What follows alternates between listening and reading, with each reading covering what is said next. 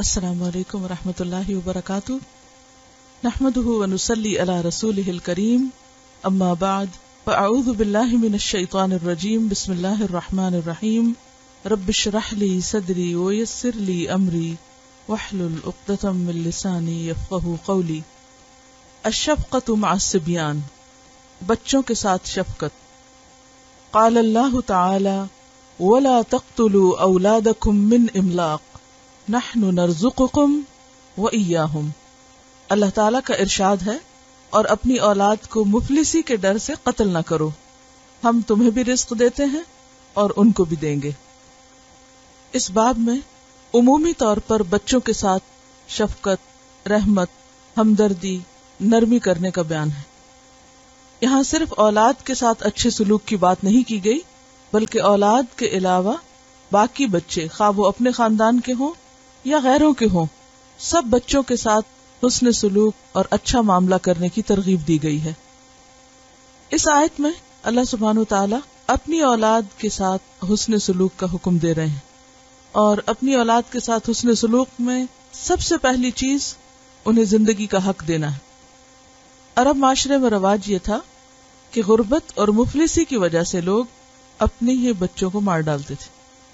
یہ دور جاہلیت کا طریقہ تھا، لیکن جدید دور میں بھی یہ طریقہ جاری ہے کہ لوگ غربت، افلاس، پاورٹی کے ڈر سے اپنے ہی بچوں کو ختم کر دیتے ہیں، پیدا ہونے کے بعد یا پیدا ہونے سے پہلے۔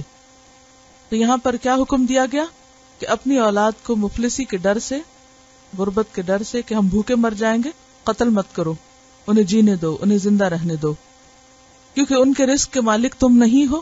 نحن نرزقکم وإیاہم، ہم تم کو رزق دیتے ہیں اور ان کو بھی، سب کے رازق ہم ہیں، تم نہیں ہو۔ کوئی بھی انسان بچوں کی پیدائش کا سبب تو ہو سکتا ہے، لیکن ان کا مالک اور خالق نہیں ہو سکتا۔ ہماری اولاد ہے، ہماری غلام نہیں۔ ان کی زندگی اور ان کے رزق پر ہمارا اختیار نہیں، ہم تو صرف ایک سبیل، ذریعہ، واسطہ اور وسیلہ ہیں۔ تو کسی بھی انسان کی ہمدردی، رحم دلی اور محبت کا اندازہ اسی بات سے لگایا جا سکتا ہے کہ اس کا اپنی اولاد کے ساتھ کیا سلوک ہے، اور پھر اس سلوک میں بھی سب سے پہلی چیز، پہلا سٹیپ ان کی زندگی۔ کیونکہ اگر ماں باپ زندگی کی قدر نہ کریں، ماں باپ زندگی کا سامان فراہم نہ کریں، تو بچوں کے لیے جینا مشکل ہو۔ تو اسی لیے یہاں پہلی آیت جس کا انتخاب کیا گیا ہے وہ بچوں کے حقوق میں سے پہلا حق جینے کا حق، زندہ رہنے کا حق، زندگی کا حق ہے۔ پھر فرمایا قال اللہ تعالی یا ایھا الذین آمنوا لا تلھکم اموالکم ولا اولادکم عن ذکر اللہ المنافقون۔ اللہ تعالیٰ کا ارشاد ہے، اے لوگو جو ایمان لائے ہو، تمہارے مال اور تمہاری اولادیں تم کو اللہ کی یاد سے غافل نہ کریں۔ یہاں ایمان والوں سے خطاب ہے۔ جہاں ایک طرف اولاد کا خیال رکھنے اور ان کے ساتھ اچھا سلوک کرنے کا حکم ہے اور انہیں ان کے حقوق دینے کی بات ہے، وہاں اس بات سے بھی خبردار کیا گیا ہے کہ کہیں اولاد کی محبت اور اولاد کی خدمت میں انوالومنٹ اور ان کی طرف کشش تمہیں خالق کا حق نہ بھلوا دے، اللہ کی طرف سے غافل نہ کر دے۔ ہر انسان کے اندر محبت کا جذبہ پایا جاتا ہے، اور انسان کو زندگی میں مختلف چیزوں سے محبت ہوتی، جن میں اولاد کی محبت جانی پہچانی، اس کے علاوہ مال کی محبت اور بھی بہت سی چیزوں کی محبت۔ اللہ تعالیٰ نے اپنے علاوہ دوسری چیزوں کی محبت انسان کے دل میں ڈالی، یعنی ایک طرف اللہ کی محبت ہے اور ایک طرف غیر اللہ کی محبت۔ غیر اللہ کی محبت سے منع نہیں کیا گیا، لیکن جس چیز سے منع کیا گیا ہے وہ یہ ہے کہ اللہ کی یاد سے وہ محبت غافل نہ کر دے۔ دراصل یہ محبت کا جذبہ بھی انسان کے لیے ایک آزمائش ہوتا ہے۔ انسان کو جو بھی نعمتیں ملی، جو بھی چیزیں ملی، وہ سب اس کے لیے کیا ہیں؟ دراصل امتحان ہے، کہ انسان کو آزما کر دیکھا جائے۔ خلق الموت والحیات لیبلوکم ایکم احسن عملا۔ تو اسی طرح مادی نعمتیں بھی انسان کے لیے امتحان ہے، تو دیگر نعمتیں بھی امتحان ہیں۔ انہی نعمتوں میں سے رحمت اور محبت اور شفقت کا جذبہ انسان کے اندر، یہ بھی دراصل کیا ہے؟ کیا ہے یہ؟ اللہ کی ایک نعمت ہے. دیکھیے کہ اس شخص کو دیکھیے جس کے دل میں کسی کے لیے رحم نہ ہو، سنگ دل انسان ہو، وہ کتنی خوشیوں، کیسے سکون، احترام اور پرامن زندگی سے محروم ہے. ایک وہ شخص جس کے دل میں کسی کے لیے کوئی جذبہ نہیں، کسی کے لیے کوئی پرواہ نہیں، سنگ دل ہے وہ شخص. ایسا شخص کتنی چیزوں سے محروم ہو جاتا ہے زندگی میں. وہ اپنے اوپر ایک مصنوعی سا خول چڑھا لیتا ہے اور اپنے آپ کو بڑی چیز ثابت کرتا ہے، لیکن حقیقت میں وہ بہت سی خیر سے محروم ہوتا ہے. تو اس خیر کا مل جانا، اس نعمت کا مل جانا بھی اللہ کا فضل ہے. قرآن پاک میں اللہ سبحانہ وتعالی نبی صلی اللہ علیہ وسلم کے بارے میں فرماتے ہیں فَبِمَا رَحْمَةٍ مِّنَ اللَّهِ لِنْتَ لَهُمْ، یہ اللہ کی رحمت ہے جس کی وجہ سے آپ ان کے لیے نرم دل ہیں. یعنی نبی صلی اللہ علیہ وسلم کے دل میں بھی جو نرمی اور اپنے صحابہ کی محبت اور شفقت اور ان کے لیے کیئر کے جو جذبات رکھے تھے، وہ دراصل کیا تھے؟ اللہ کی رحمت تھے. فَبِمَا رَحْمَةٍ مِّنَ اللَّهِ لِنْتَ لَهُمْ وَلَوْ كُنْتَ فَظًّا غَلِيظَ الْقَلْبِ لَانفَضُّوا مِنْ حَوْلِكَ، اگر آپ سنگ دل ہوتے، بد اخلاق ہوتے تو یہ آپ کے گرد سے چھٹ جاتے. اسی طرح ایک اور جگہ پر آتا ہے لو انفقت ما فی الارض جميعا ما الفت بین قلوبہم، اگر آپ وہ سب جو زمین میں ہے خرچ کر ڈالیں، آپ ان کے دلوں میں محبت نہیں ڈال سکتے. کوئی انسان کسی کے لیے محبت خرید نہیں سکتا، نہ کوئی کسی کے دل میں ڈال سکتا ہے، نہ کوئی کسی کے اندر بھر سکتا ہے. یہ اللہ ہی ہے جو دلوں میں محبت ڈالتا ہے. تو اس محبت کا وجود کس کی طرف سے؟ اللہ کی طرف سے. اور اللہ کی طرف سے ملنے والی ہر نعمت دراصل کیا ہے؟ آزمائش ہے، امتحان ہے. کس بات کا امتحان؟ کہ انسان اسے پا کر اب کرتا کیا ہے. تو بندوں کی محبت اور اولاد کی محبت انسان کے لیے ایک بہت بڑا فتنہ اور ایک بہت بڑی آزمائش ہے. کس طرح دیکھا یہ جا رہا ہے کہ انسان اس محبت کے آنے کے بعد محض اسی چیز کی طرف نہ دوڑ پڑے جس سے اس کو محبت. اور یہاں خاص طور پر کس کا ذکر ہے؟ اولاد کا ذکر ہے. ٹھیک ہے، جانی پہچانی محبت. یعنی اولاد کی محبت انسان کو اولاد کے اندر اتنا مشغول نہ کر دے کہ اسے اللہ کی یاد بھول جائے، اللہ کا ذکر بھول جائے. تو جو شخص اس امتحان میں ناکام ہو گیا، کیا ناکامی؟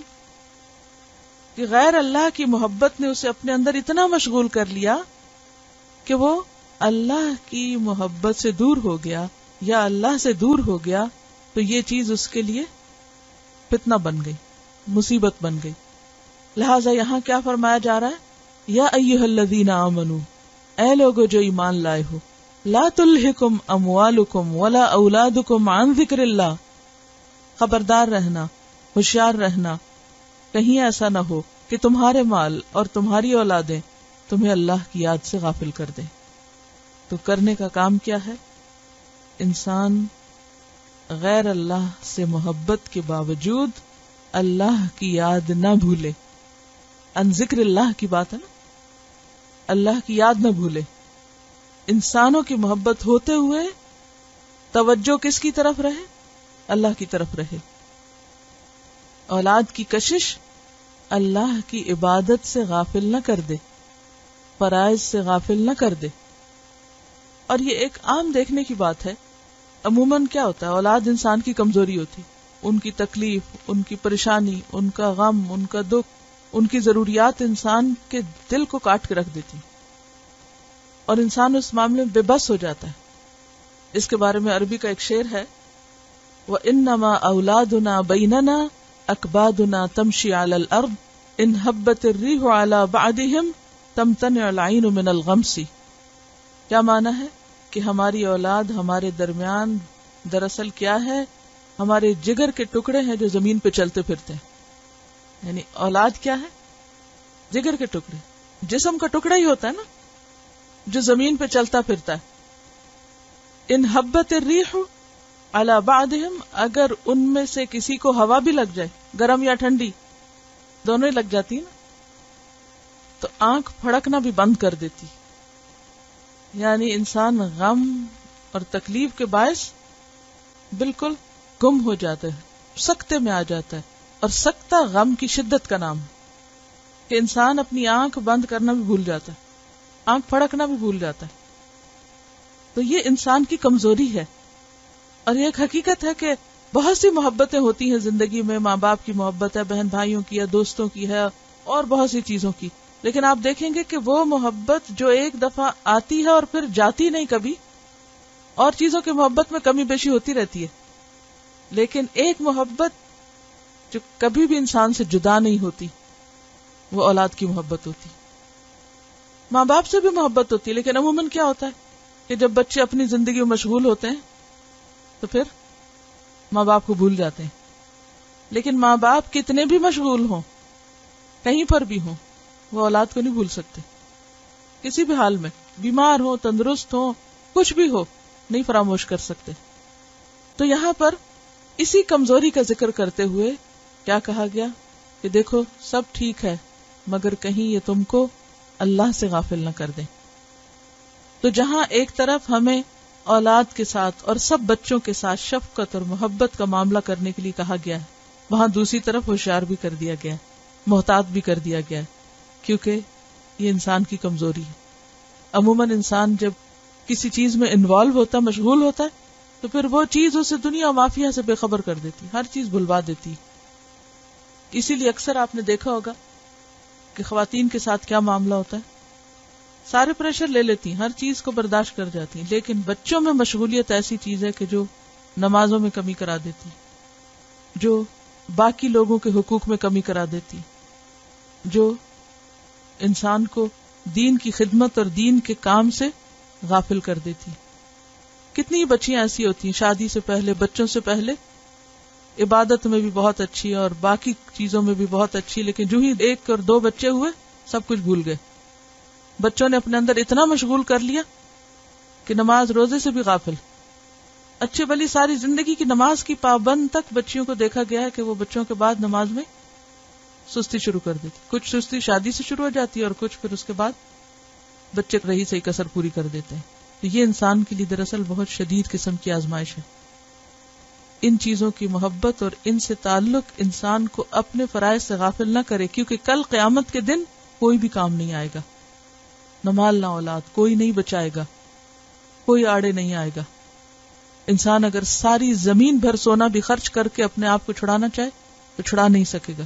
اس لیے ان کے حقوق اپنی جگہ، ان کی ضروریات کا خیال اپنی جگہ، لیکن ان کی خاطر اپنی عاقبت برباد نہ کرے، ان کی خاطر اپنے فرائض سے غافل نہ ہو.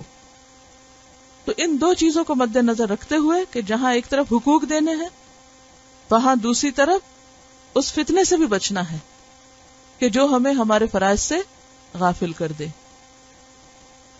حدیث ہے عن جابر بن سمرہ قال صلیت مع رسول اللہ صلی اللہ علیہ وسلم صلاة الأولى ثم خرج إلى أهله وخرجت معه فاستقبله ولدان فجعل يمسح خدي أحدهم واحدا واحدا قال وأما أنا فمسح خدي قال فوجدت ليده بردا أو ريحا كأنما أخرجها من جؤنة عطار رواہ مسلم کتاب الفضائل.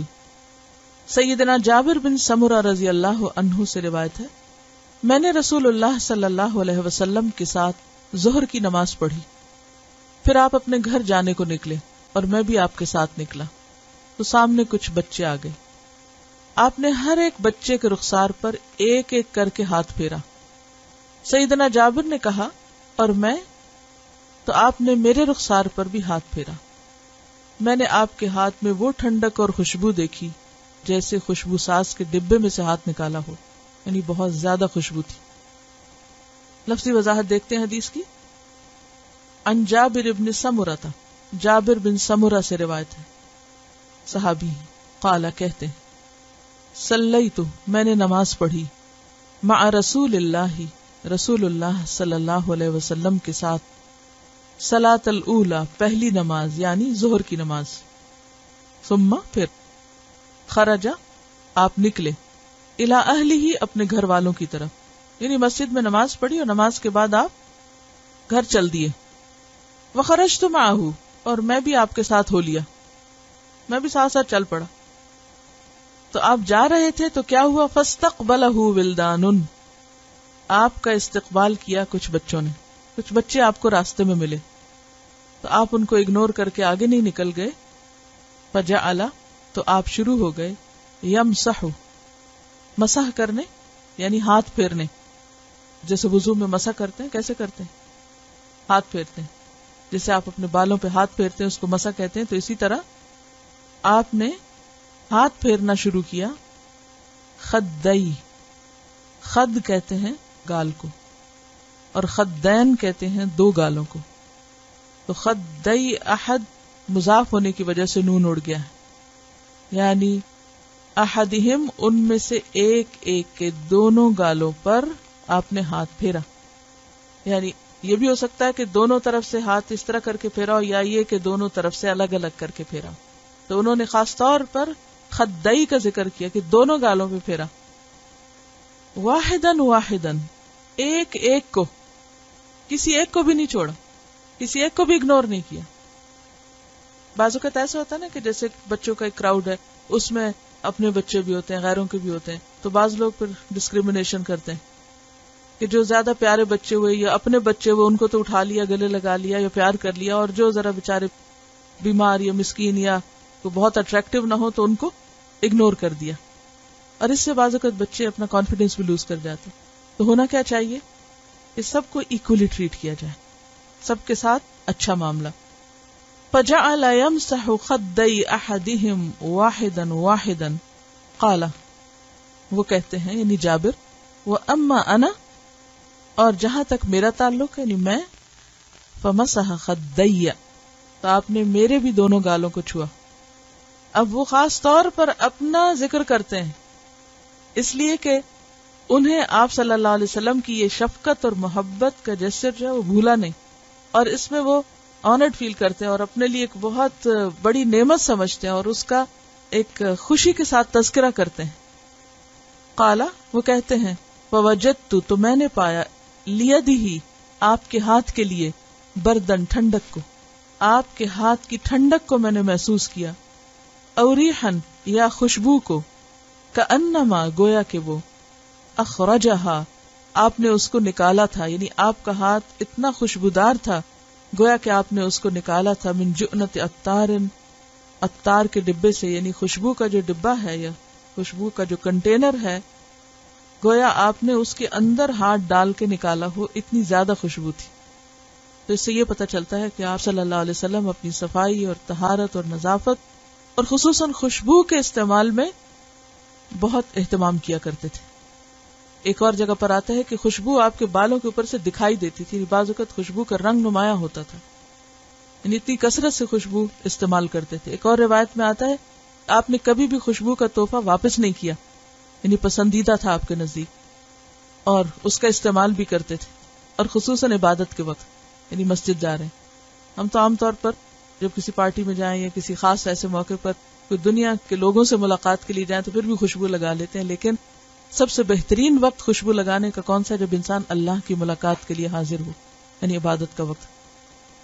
اس حدیث سے یہ پتہ چلتا ہے کہ نبی صلی اللہ علیہ وسلم بچوں کی طرف بہت متوجہ ہوتے، ان کو بہت اہمیت دیتے تھے، بہت امپورٹنس دیتے، اور ان میں کسی قسم کی کوئی ڈسکریمنیشن یا ناانصافی نہیں کرتے تھے، اور ان کو محبت کے ساتھ ان کے ساتھ جو معاملہ کرتے اس میں خاص طور پر جسمانی طور پر بھی ہاتھ پھیر کر ان کو اپنے قریب کر کے اور ان کے ساتھ خوشی کے ساتھ پیش آتے.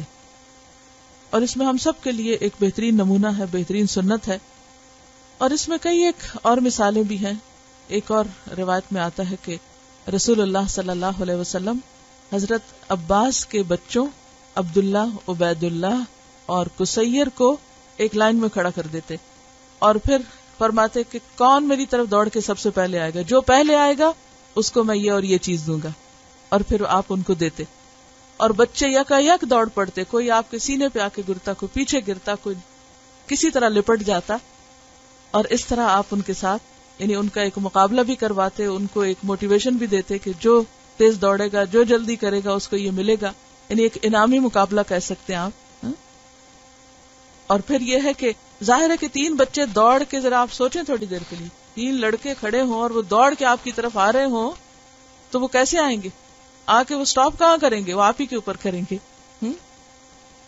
تو اس سے اندازہ ہوتا ہے کہ آپ صلی اللہ علیہ وسلم کا معاملہ کیا تھا، یعنی کس طرح اتنی بڑی ذمہ داری کے باوجود اور اتنے بڑے کاموں کے باوجود کہ کبھی آپ میدان جنگ میں ہیں اور کبھی آپ گھر میں ہیں، کبھی آپ مسجد میں ہیں اور کبھی رات کی عبادت کر رہے ہیں اور کبھی تعلیم اور تدریس کا کام کر رہے ہیں، اور اس کے ساتھ جو بچے ہیں یعنی معاشرے کا سب سے چھوٹا طبقہ عمر کے اعتبار سے، ان کی امپورٹنس اور اہمیت اور ان کی طرف توجہ اور محبت اور شفقت کا یہ عالم ہے کہ ان کو بھی اسی طرح اہمیت دے رہے ہیں اور ان کی پسند اور ان کی جو نفسیات ہے اس کے مطابق ان سے معاملہ کر رہے ہیں. یعنی بچوں کے ساتھ کھیلنا اور ان کو اس طرح کے مقابلے کروانا جو ہے یہ بچوں کی نفسیات کے مطابق ہے.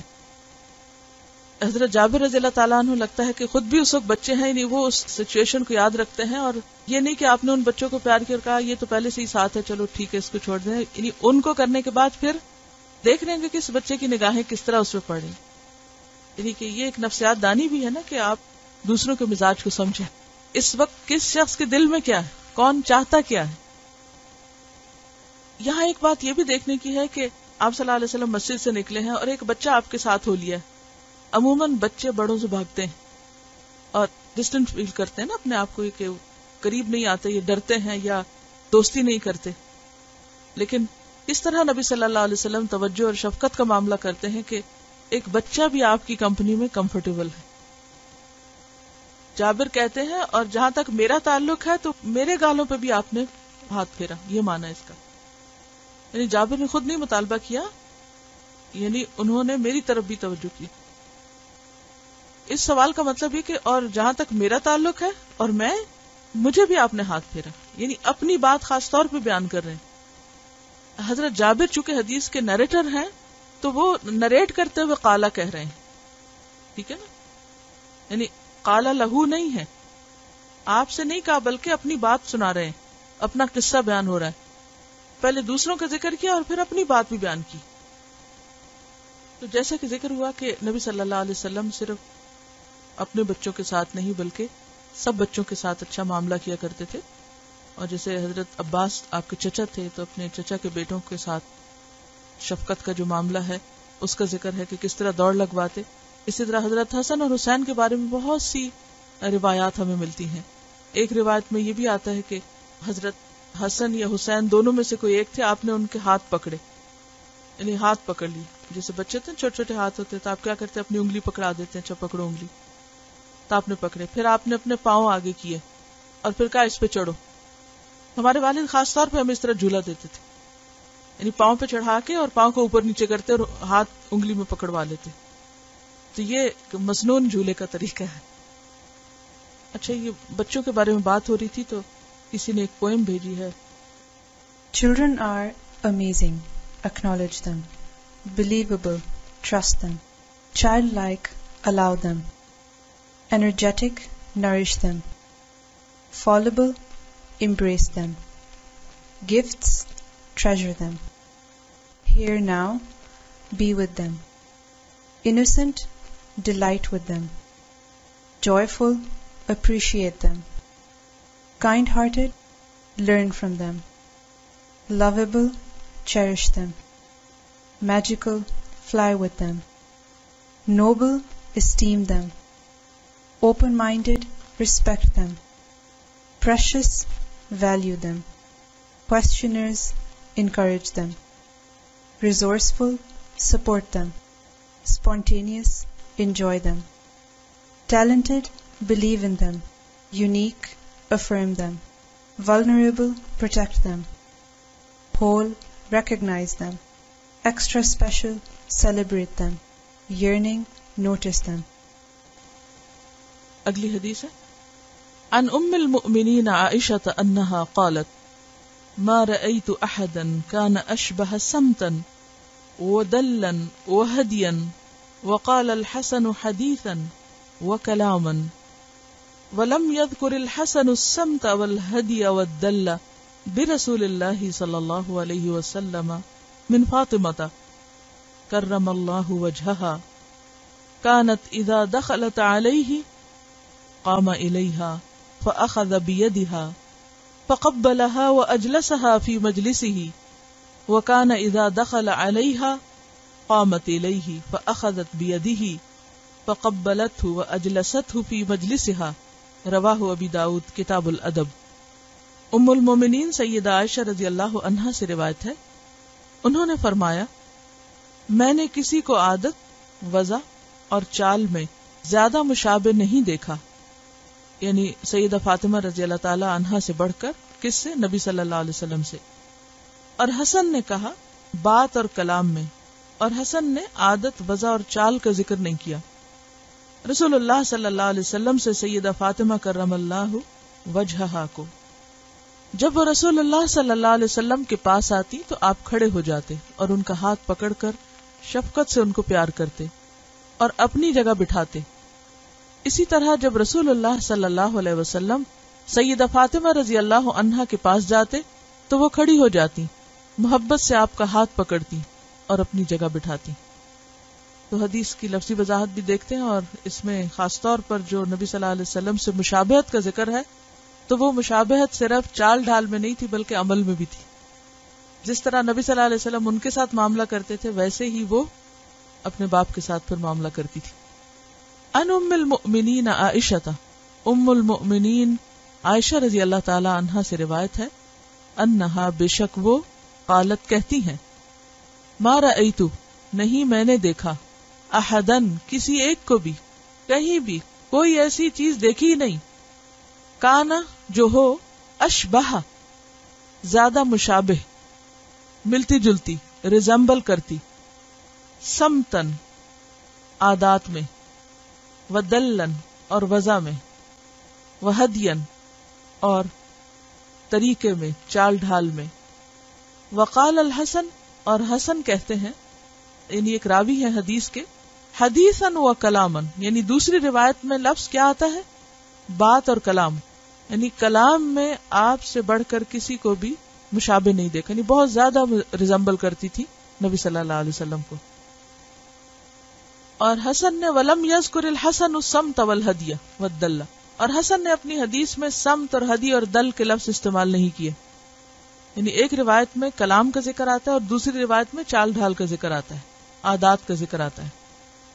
اس کا یہ مطلب نہیں کہ دو روایات آپس میں کنٹرڈکٹ کرتی، کا مطلب یہ ہے کہ ایک نے ایک حصے کو نمایاں کیا، ایک پہلو کا ہائی لائٹ کیا، اور دوسرے نے اپنی روایت میں دوسرے پہلو کا ذکر کیا۔ اور خلاصہ کیا ہوا کہ ان ساری ہی چیزوں میں وہ آپ صلی اللہ علیہ وسلم سے بہت زیادہ مشابہ تھی۔ برسول اللہ، ساتھ رسول اللہ صلی اللہ علیہ وسلم کے، من فاطمہ، فاطمہ سے، کرم اللہ، عزت دے اللہ، معزز کرے، مکرم کرے اللہ، وجہہا ان کے چہرے کو، اللہ ان کے چہرے کو بہت باعزت رکھے۔ یہ دعا کا ایک انداز ہے۔ کس طرح مشابہ تھی اس کی اب دلیل یا مثال دی گئی۔ کانت وہ تھی، اذا دخلت علیہ جب آپ پر داخل ہوتی، یعنی آپ کے گھر تشریف لاتی، آپ کو وزٹ کرتی، قامہ تو آپ کھڑے ہو جاتے، الیہا ان کی طرف، یعنی نبی صلی اللہ علیہ وسلم کھڑے ہو کر ان کا استقبال کیا کرتے تھے۔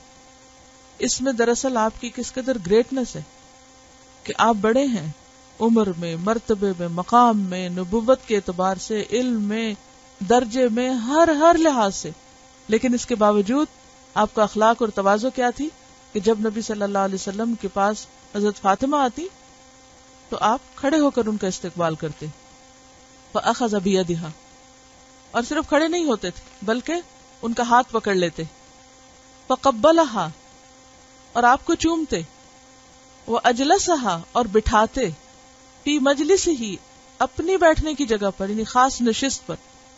پیچھے ہم نے حدیث پڑھی تھی نا کہ کسی کے گھر میں یا کسی کی خاص نشست پر یا کرسی پہ یا جگہ پر اس کی اجازت کے بغیر نہیں بیٹھنا چاہیے، اور نبی صلی اللہ علیہ وسلم کی نشست تو بہرحال ہر نشست سے زیادہ محترم اور مکرم ہے، یعنی آپ کی سیٹ جو تھی، لیکن آپ صلی اللہ علیہ وسلم کی شفقت اور محبت اپنی اولاد اور خاص طور پر بیٹی کے ساتھ ایسی تھی کہ اتنا زیادہ آپ کا خیال رکھتے، اپنی جگہ پر ان کو بٹھاتے۔ ہر ماں باپ کو اپنی اولاد سے پیار ہوتا ہے، لیکن خصوصاً آپ نے دیکھا ہوگا کہ اس وقت زیادہ پیار ہوتا ہے جب کوئی بچہ اکیلا ہو، ایک بچہ ہو مثلا، یا چھوٹا ہو، یا پھر عادات اور اخلاق کے لحاظ سے بہت اچھا، ماں باپ کو خوش کر دینے والا، تو قدرتی طور پر ماں باپ کی توجہ اور پیار اس کی طرف زیادہ ہو جاتا ہے. آپ سب جانتے ہیں کہ آپ کے بیٹے تو مکہ میں ہی فوت ہو گئے تھے، اور پھر مدینہ آنے کے کچھ عرصے کے بعد آپ کی باقی بیٹیاں بھی ایک کے بعد ایک فوت ہو گئیں، تو پھر حضرت فاطمہ ہی بچی تھی.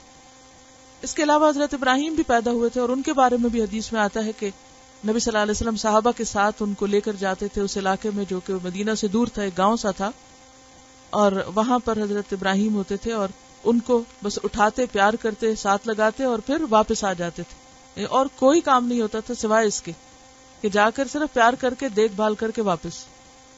تو حضرت فاطمہ سے آپ صلی اللہ علیہ وسلم کو خصوصی لگاؤ تھا، اور اس میں باقی تمام چیزیں بھی اپنی جگہ پر ہیں کہ وہ اکلوتی بیٹی ایک طرح سے رہ گئی تھی، لیکن یہاں محبت اکلوتے پن کی وجہ سے نہیں ہے، بلکہ وجہ کیا ہے کہ وہ کلام میں، چال ڈھال میں، طور طریقوں میں، اخلاق میں نبی صلی اللہ علیہ وسلم سے بہت قریب اور مشابہ ہیں. یعنی وہ اپنے اخلاق اور اپنے طور طریقوں کی وجہ سے بھی آپ کی پسندیدہ ہیں.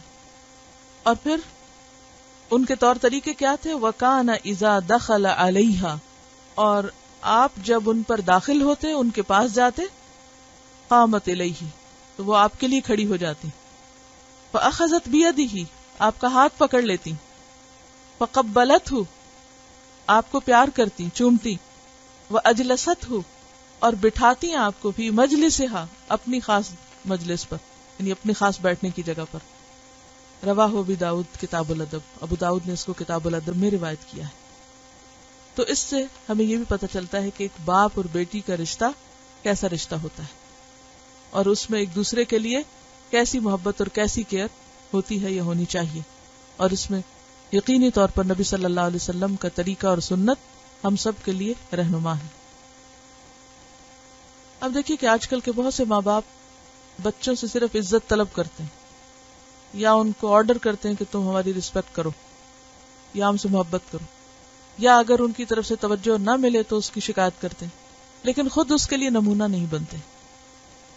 جب بھی مجھ سے کوئی پوچھتا ہے کہ اولاد کی تربیت کا بہترین طریقہ کیا ہے، تو میں ہمیشہ کہتی ہوں کہ جو ان سے چاہتے ہو وہ انہیں کر کے دکھا دو. اگر آپ خود نہیں وہ کام کرتے اور ان سے ایکسپیکٹ کرتے ہیں کہ وہ کر لیں، تو آپ کا واز بیکار ہے. ان کے لیے کوئی رول ماڈل ہی نہیں، وہ کیسے کریں گے؟ تو یہاں پر ہم دیکھتے ہیں کہ نبی صلی اللہ علیہ وسلم اپنے عمل سے وہ سب کچھ کر کے دکھاتے، اور پہلے آپ کرتے ہیں اور پھر آپ کو دیکھ کر آپ کی بیٹی کرتی. اور اس سے یہ بھی پتہ چلتا ہے کہ محبت اور شفقت کا معاملہ دو طرفہ ہوتا ہے، کیونکہ اگر صرف ایک طرف سے ہو تو وہ اس طرح معتدل یا وہ بہترین تعلق نہیں، اور قائم اور برقرار بھی وہی رہتا ہے جس میں دو طرفہ تعلق ہو. آج کل آپ دیکھیے کہ ماں باپ نے محبت کرنے کا معنی کیا قرار دے رکھا ہے. کیا بچوں کو توجہ دینا، عزت دینا، احترام دینا، اہمیت دینا، یا صرف مال دے کر فارغ ہو جانا کہ اچھا یہ لو پیسے، یہ لو فلاں چیز، لے لو جو چاہتے ہو، کر لو جو کرنا ہے، اور ہمارے گلے سے اترو. لیکن نبی صلی اللہ علیہ وسلم کا طریقہ کیا ہے کہ وہاں بچوں کے لیے شفقت اور محبت ہے. کیونکہ عام طور پر ہم بچے کو گود لینا اور بچہ ذرا بڑا ہو جائے تو اس کا ہاتھ پکڑنا یا اس کو پاس لگانا یا اس کو پیار کرنا، ہم سمجھتے کہ نہیں اب یہ ہمارے احترام کے خلاف ہے. جبکہ حضرت فاطمہ جو تھی وہ شادی شدہ تھی، خود بچوں والی تھی، شوہر والی تھی، اپنے گھر والی تھی، لیکن اس کے باوجود محبت میں کوئی کمی نہیں آئی، اس شفقت اور پیار میں. کیونکہ ہم کہتے ہیں نا اب بچے بڑے ہو گئے، اپنے گھر والے ہو گئے، بچے بچے ہی ہیں چاہے جو بھی ہو. کہہ رہی ہیں کہ پہلے ایک تھیری تھی کہ اگر بچے تنگ کریں، مس بہیو کریں تو ان کو ٹائم آؤٹ دیں. اب ایک نئی تھیری آئی ہے کہ اگر ایسا کریں تو انہیں ٹائم ان دیں، یعنی بجائے اور دور کرنے، سزا دینے کے ان کو ساتھ لگائیں. اس حدیث سے ایک بات یہ بھی پتہ چلتی ہے کہ ماں باپ بچوں کے لیے رول ماڈل ہوتے ہیں، کیونکہ بچپن سے وہ دیکھ رہے ہوتے ہیں کہ وہ کس طرح چلتے ہیں، ماں باپ کیسے بولتے ہیں، کیسے معاملہ کرتے ہیں، تو وہ ساری چیزیں ویسے ہی ہونے لگتی ہیں. یعنی ایک طرح سے اولاد کیا ہو جاتی ہے؟ ماں باپ کا ریفلیکشن. یعنی عموماً آپ نے دیکھا ہوگا کہ جو چلنے کا انداز یا بولنے کا یا اشاروں کا یا ہاتھ اٹھانے کا، اس میں بہت ساری مشابہت بچوں کی ماں باپ پر ہوتی. آگے چلتے. عن انس بن مالک رضی اللہ عنہ یقول ان کان النبی صلی اللہ علیہ وسلم لیخالطنا حتی یقول لأخ لی صغیر یا ابا عمیر ما فعل النغیر. رواہ البخاری کتاب الادب. سیدنا انس بن مالک رضی اللہ عنہ سے روایت ہے کہ انہوں نے بیان کیا کہ نبی کریم صلی اللہ علیہ وسلم ہم بچوں سے بھی دل لگی کرتے، یعنی ہنسی مذاق کرتے، یہاں تک کہ میرے چھوٹے بھائی سے فرماتے اے ابو عمیر تیری نغیر نے کیا کیا. لفظی وضاحت انس بن مالک، انس بن مالک رضی اللہ عنہ سے روایت ہے. یاد ہے کہ انس بن مالک خود 10 سال کی عمر میں آپ صلی اللہ علیہ وسلم کے پاس حاضر ہوتے ہیں اور باقی ساری زندگی آپ کے ساتھ گزارتے ہیں، اور بہت سی احادیث انہوں نے اسی وجہ سے روایت کی کہ انہیں ایک بڑا وقت آپ کی صحبت میں رہنے کا موقع ملا. یقول وہ کہتے ہیں ان کانا بے شک تھے، ان کا معنی یا بے شک کیوں کیا جا رہا ہے؟ اللہ کی وجہ سے. آگے لا یخالطنا النبی صلی اللہ علیہ وسلم، نبی صلی اللہ علیہ وسلم لا یخالطنا البتہ ہم سے ملتے جلتے تھے. خلط ملت ہونے کا کیا مطلب ہے؟ یعنی میل جول رکھتے تھے، مکس ہوتے تھے، انٹریکٹ کرتے تھے. حتی یقولا یہاں تک کہ فرماتے لأخن واسطے بھائی کے، لی میرے، صغیرن چھوٹے، میرے چھوٹے بھائی سے کہتے یا کہا کرتے تھے یا ابا عمیر اے ابو عمیر ما کیا فعل کیا النغیر نغیر نے. اور نغیر ایک چھوٹا پرندہ تھا جو مر گیا تھا. اس سے بھی پتہ چلتا ہے کہ نبی صلی اللہ علیہ وسلم صرف بڑوں سے نہیں ملتے تھے یا صرف بڑوں سے ہی تعلق اور واسطہ نہیں ہوتا تھا، بلکہ بچوں کے ساتھ بھی آپ کا میل جول ہوتا، ان میں بھی گھل مل کے رہتے. اچھا گھل مل کے نہیں بلکہ ان کے ساتھ ہنسی مذاق بھی کیا کرتے تھے اور ان کے لیول پر اور ان کی نفسیات کے مطابق ان سے معاملہ کرتے تاکہ بچے کمفرٹیبل ہوں. اور پھر میرے چھوٹے بھائی سے جب بات کرتے تو اس کی چڑیا کا حال پوچھتے، اس کے پیٹ کے بارے میں پوچھتے، کیونکہ بچوں کو اپنی گڑیا، چڑیا اور پرندوں، کھلونوں، ٹوائز سے بہت محبت ہوتی ہے. اور عام طور پر آپ نے دیکھا ہوگا کہ اگر گھر میں کوئی مہمان آئے یا کہیں جائیں تو ٹوائز کا پوچھیں گے اور پیٹس کا پوچھیں گے، بلی ہے آپ کے ہاں، چڑیا ہے، اور اگر مل جائے تو سب کچھ بھول کے ان چیزوں کے پیچھے لگ جاتے ہیں. ان کے لیے اللہ کی یہ کریشن جو ہے اور یہ سب چیزیں ایک معنی رکھتی ہیں. وہ نیا نیا دنیا کو ڈسکور کر رہے ہوتے ہیں نا، تو ہر چیز کو دیکھ کر ایک دم کھچ جاتے ہیں اس کی طرف. وہی چیزیں ہم دیکھتے تو ہم کو پرواہ نہیں ہوتی، لیکن ان کی جان ہوتی ہے ان چیزوں میں. تو نبی صلی اللہ علیہ وسلم کو یہ معلوم تھا، انسان شناس تھے، مزاج شناس تھے، کہ اس بچے کو کیا بات اچھی لگے گی، کیونکہ آپ ان کے ساتھ ایک ایموشنل بونڈنگ ڈیولپ کر رہے تھے.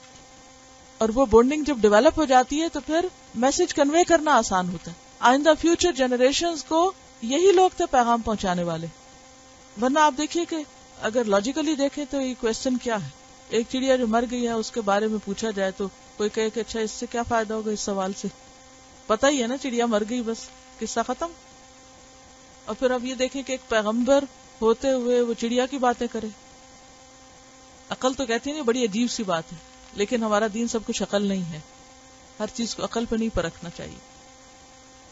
یعنی کسی کی بھی پسند و ناپسند کا کب پتہ چلتا ہے، اور وہ بھی ایک بچے کی پسند، اس کو کیا پسند ہے، اس کی دلچسپی کس میں ہے. اور صرف اس بچے کا نام نہیں، اس کی چڑیا کا بھی نام، کیونکہ محبت کے اظہار کے لیے عموماً کیا گر بتایا جاتا ہے کہ دوسرے کو اس کے نام سے پکارو.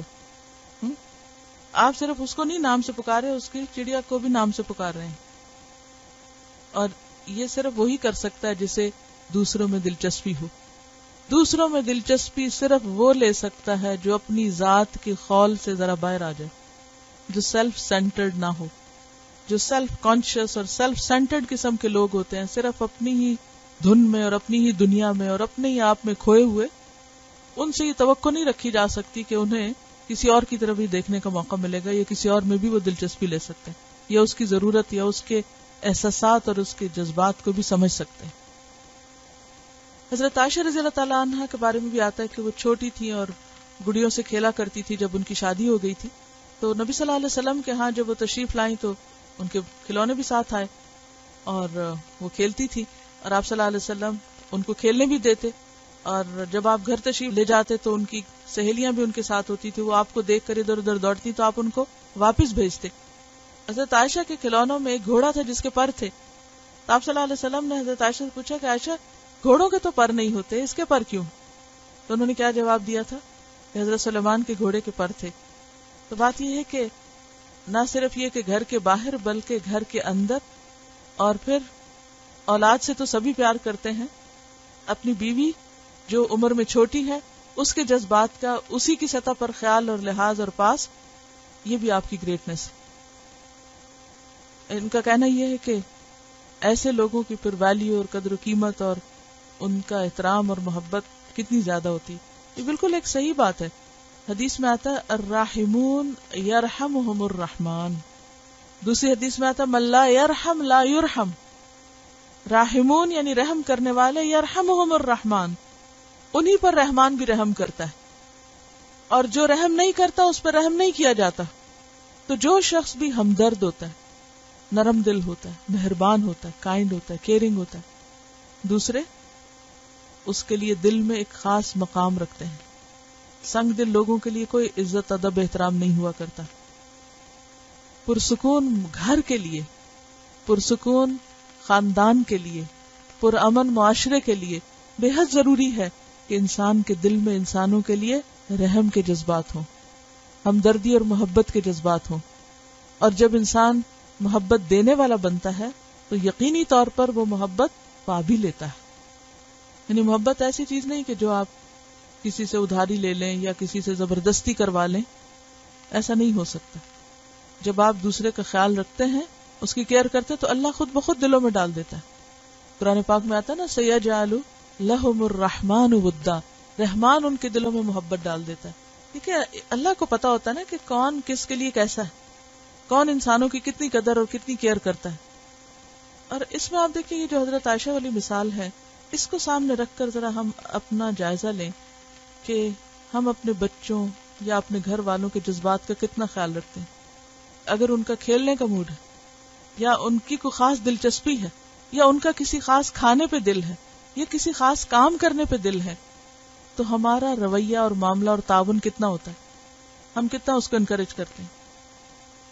عموماً تعلقات کیوں خراب ہوتے ہیں، دلوں میں تنگی کیوں آتی، گھٹن کیوں آتی، بچے ماں باپ سے دور کیوں ہوتے ہیں، یا ماں باپ بچوں سے کھنچ کیوں جاتے ہیں، کیا وجہ ہوتی؟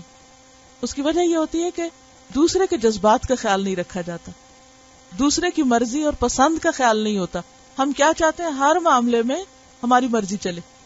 جس میں بچوں کے معاملے میں ہمارا عموماً رویہ کیا ہوتا ہے، چھوٹی مثالوں سے سمجھائیے.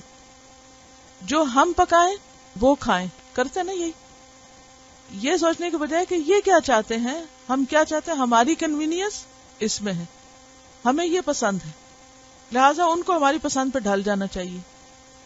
زوری زبردستی وہ کھلائیں گے منہ میں ٹھوس ٹھوس کے جو ہم چاہتے ہیں کہ وہ کھائیں. پہننے کے معاملے میں، لباس کے معاملے میں ہم میں سے کتنے لوگ کتنی چوائس دیتے ہیں کہ بچے اپنی پسند کا بھی کچھ چوز کر لیں.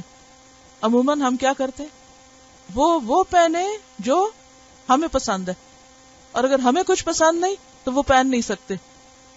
حدود کے اندر رہتے ہوئے، ٹھیک ہے اگر وہ فحش لباس پہننا چاہتے ہیں یا کوئی غلط چیز پہننا چاہتے ہیں تو وہ نہیں پہننے دیں، لیکن حدود کے اندر رہتے ہوئے ان کو ان کی چوائس، ان کی پسند کا کپڑا خریدنا دیں.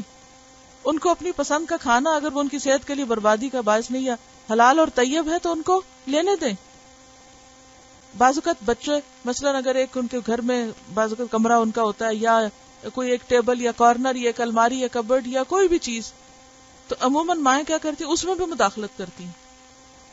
یہ یہاں کیوں پڑا ہے، یہ وہاں کیوں نہیں رکھا ہوا، یہ ایسے کیوں ہے، یہ ویسے کیوں ہے. ان کو وہاں بھی آزادی نہیں دیتے، وہاں بھی نہیں جینے دیتے کہ وہ اس چھوٹی سی چیز کو اپنی مرضی کے مطابق رکھ سکے. اور ہم بعض اوقات ہمیں سمجھ ہی نہیں آتی کہ ہم کیا کر رہے ہیں. اچھا نتیجہ کیا ہوتا ہے، جب ہر وقت ٹوک جھوک ہوتی ہے بچوں کے ساتھ تو بچے کیا چاہتے ہیں، پھر بھاگنا چاہتے ہیں. جی یہ کہہ رہی ہیں کہ شیئر نہیں کرتے، بتاتے نہیں ہیں، کیونکہ اگر وہ ہم سے پوچھنے کہیں جائیں تو ہم کہتے ہیں نو. یہ کھا لیں، نو. کھیل لیں، نو. وہ کر لیں، نو.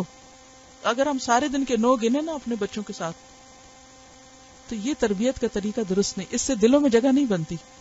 چاہے ہم ان کو سونے کا نوالا کھلائیں.